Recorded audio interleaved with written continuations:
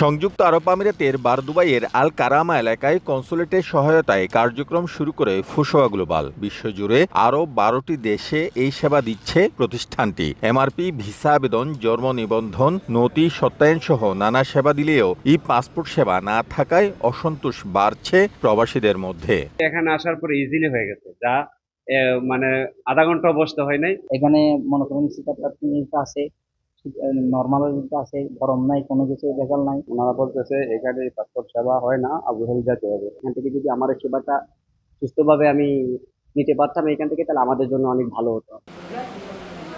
প্রতিষ্ঠানটির কর্মকর্তারা জানান, ই পাসপোর্ট সেবার জন্য প্রস্তুতি থাকলেও প্রক্রিয়াগত সীমাবদ্ধতায় তা এখনও চালু হয়নি। তবে সরকারও কনসুলেটের সহযোগিতায় শীঘ্রই এই সেবা চালুর আশ্বাস দেন এই কর্মকর্তা। প্রবাসীদের সেবার মান বাড়াতে শাখা বাড়ানোর পরিকল্পনার কথাও জানান তিনি। এই পাসপোর্টটা আমরা বর্তমানে চালু করার জন্য অপেক্ষায় আছি। আমরা যদি সেই অনুমতি পাই কিংবা সেই ধরনের ট্রাফিক আমাদের কাছ থেকে ডাইভার্ট করা হয়, তাহলে আমরা অবশ্যই সেই ট্রাফিক হ্যান্ডেল করতে পারবো। জুন ২০২৫ পর্যন্ত ৪৬,০০০-এরও বেশি প্রবাসীকে সেবা দিয়েছে ফুসোয়া গ্লোবাল। প্রবাসীদের দাবি, বাংলাদেশি অধ্যুষিত এলাকাগুলোতে সেবা কেন্দ্র হলে আরও উপকৃত হতেন তারা।